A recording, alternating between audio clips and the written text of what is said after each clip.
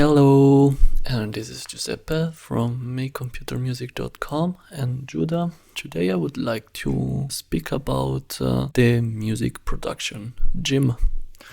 And you would ask what I'm talking about. It's actually a framework I created for beginner and intermediate producers who still want to learn and improve in their music production. I thought of this framework at the very beginning for myself because I needed a structured way for learning and approach learning. That's why I created this framework, and now I would like to share it with you. It's actually a 30 minutes exercise that you should try to do every day, and it will, believe me, bring you a lot of benefits in a couple of weeks. But without further ado, let's jump into the framework and have fun.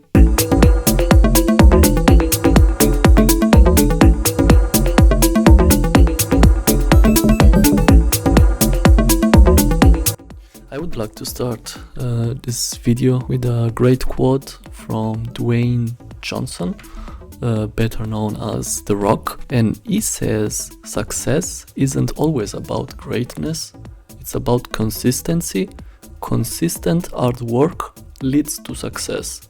Greatness will come." And this is such a great quote because it summarizes really everything that I want to tell you in this video, because it's really about putting the hard work every day. Success doesn't come overnight, as sometimes you think or you would like to, but it's really showing up every day and putting the hard work into Ableton and day by day improving and always getting better. The framework I would like to present you, it's a daily basis exercise.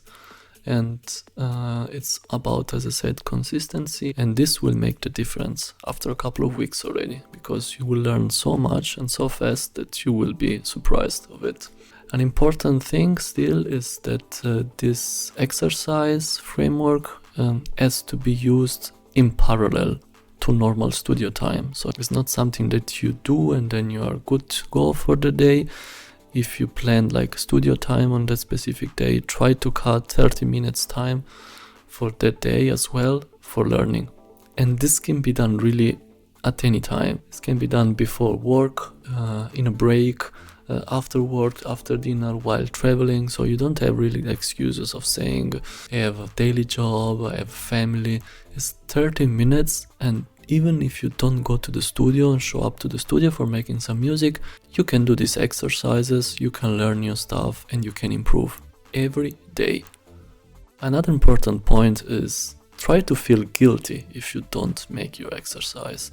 It's like cheating on a diet or cheating on something else. You should feel guilty and understand, most importantly, why you didn't show up and why you didn't learn something new on that day, and trying to improve for the next time. Of course, now you don't have to feel like the worst person in the world, but it's nice to learn out of the mistakes, and if you are committed to learn on a daily basis, then you should go for it and understand why you didn't, and next time you will probably then don't do the same mistake. And the most important factor is really every day you have to come up with a result, which could be saving a new sound in your library, finding a new nice sample pack, understanding a new concept, a new plugin. Enriching your music production knowledge every day a little step, to then, after a couple of weeks or months, really being able to master this art. Of course, you will never know everything about it, but doing this exercise every day will really bring you further. So what I would like now is to present you like kind of the macros, so this type of exercise that you can do, and after this I will present you like my approach to the week for these exercises and when I do what.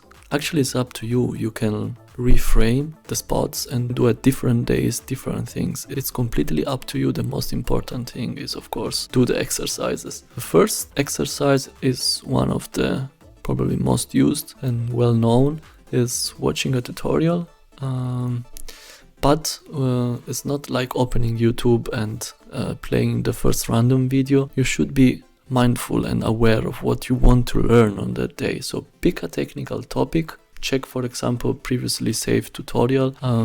I can show you. I have, for example, here is the Slack channel that I share with my music colleague Davide, and we put different links from YouTube of things that we want to learn, like for example how to melodic house, or how to make a lead in live, could be anything, how to master a song in 10 minutes, if it is possible, I don't know, but yeah. And then basically when you want to learn something, you can simply go back to this list, so create a list for yourself and just check the tutorial. Could be a YouTube video, could be an article, anything is fine. Of course, try to pick something that can be consumed in at least 15 minutes, and so that you have at least 15 minutes after the tutorial to implement then inside the DAW. Which could be, for example, to create some instrument track and playing around. Could be something about sound design, and then you would basically learn how to create a specific sound and remake the same process that you just learned, because it's not enough to check the videos or the article. The important thing, and the real important thing in this process, is to remake things, so that you can learn them and reuse them, because otherwise you will forget. It will kind of land in this volatile part of our mind or brain, and it will be gone in a matter of hours. And as I said, the important part of each exercise is to bring something with you that you can reuse. So for example, if I would have gone for like an instrument rack in this case, the important thing is to save, so that you can reuse and you're motivated, because next time that you come, you see you have something that you have done from this exercise and you can reuse it in your production, which will speed up your workflow but will motivate you to learn even more, because it's bringing value. It's not just watching something, but it's really having something saved in your DAW. So yeah, for example, in Ableton you can like save it and give it a name, and then put it either in favorites or just having it there for your next creative session. Another important one, a type of exercise you can do, it's organize your DAW. In Ableton, as we can see into the browser, we have different like collections. These are new from Ableton 10. You can, from the edit, put up to seven collections, and you can store specific things inside this. For example, I have a Rex collection where I store my mixing racks. Then I have instruments where I store interesting instruments that I would like to reuse, instrument racks in this case. So I already have, as you can see also in this one, like some EQ and some processing inside. It's not just the plain instrument, but it's a bit more. And then I have most wanted, which are most used, kind of I call them, that I can pick them really quickly while mixing or producing, for example. Then I have a groove where I have some drum patterns or vocals when I need a bit of groovier elements, and then also a max collection for Max for Live, and normally I put Max devices that I would like to test in the near future. Then you also have categories and places. Important for me is the places, because you can then also add folder from your desktop or your hard drive. For example, I have here my external hard drive where I put samples and other stuff, and then also like my projects folder where I can browse projects and then put tracks or sounds from one project to another. So yeah, try to organize and delete things from your hard drive, delete plugins that you don't use, review also your projects folder. And for example, I have it organized in this way, that I have an archive. It's like the cemetery of my production career, tracks that I started but never finished. And for example, I have here different folders, like ideas, where I put like nice ideas, mainly only in the session view. And then I also have an arrangement folder where I put tracks which are already arranged but not finished yet. So that, yeah, when I don't have a creative boost, I can just simply jump into this and reuse this. So yeah, nice ways to organize your DAW for empowering your next creative session. Another really nice exercise that you could try is analyzing other tracks arrangement, and this is really powerful because this will bring you forward in your arrangement skills, and yeah, will be simply arranging better tracks. The idea is pretty simple here. You should put like finished tracks. It could be your track as well, if you would like to study maybe an old tracks from yours, or it could be one of your favorites producers tracks. Just load it into Ableton. And yeah, then put some MIDI clips on top of it, create a MIDI track and put some MIDI clips, and basically study the flow of the track and label the MIDI clip with like the situation, what's happening. So for example, in this part we have an intro with some atmosphere sounds, the kick and the pads, and if you hear now in this part, we will move to a new verse where some hi-hats will come in. So I would put a new MIDI clip with everything that we had before, because I didn't put any minus sign, which is the important thing here, but I have a plus, which means I have everything that was in the first part plus some new hi-hats coming in. And as you can see here,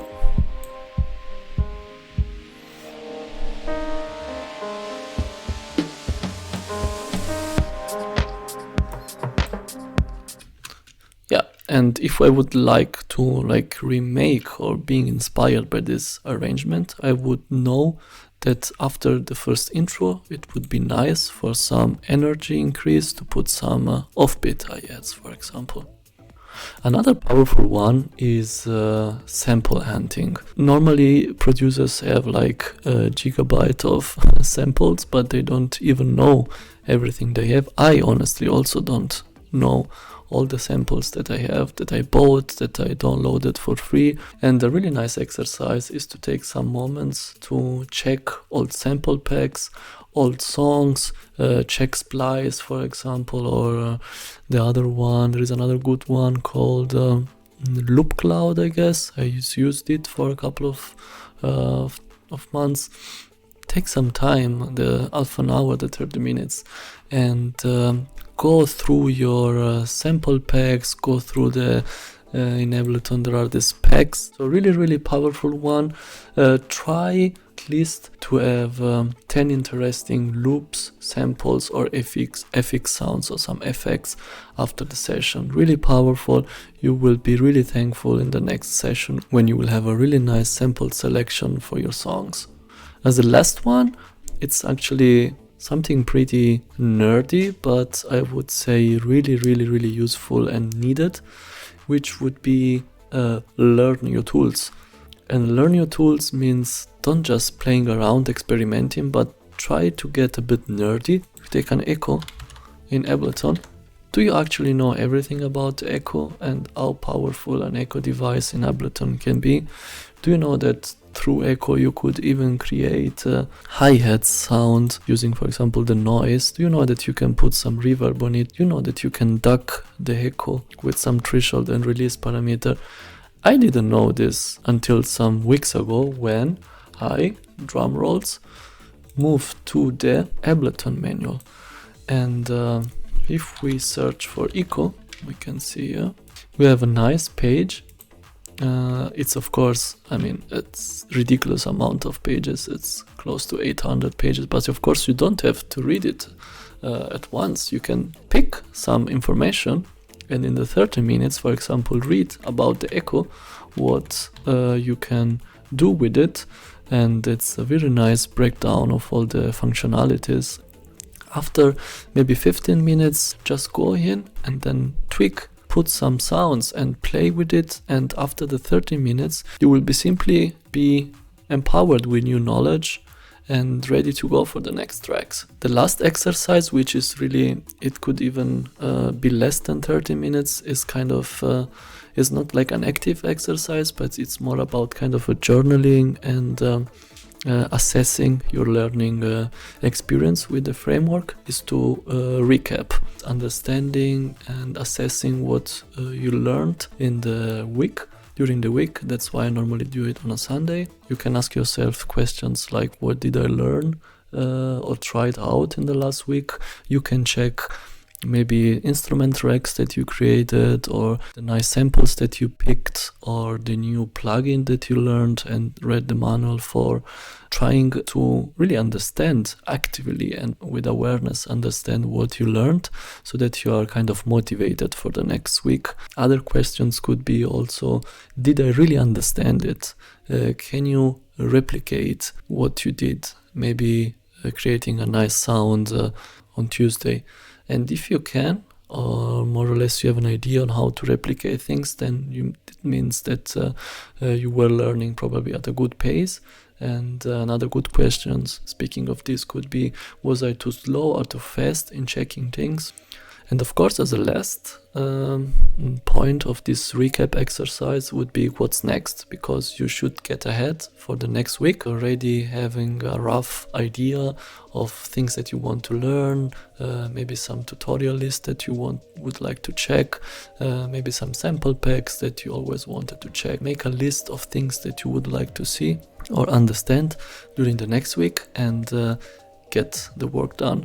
So yeah guys, this was basically everything. As a last gift for you, I created a nice PDF guide with all these points that I presented to you. You can simply download it from my website. I will put the link down in the description.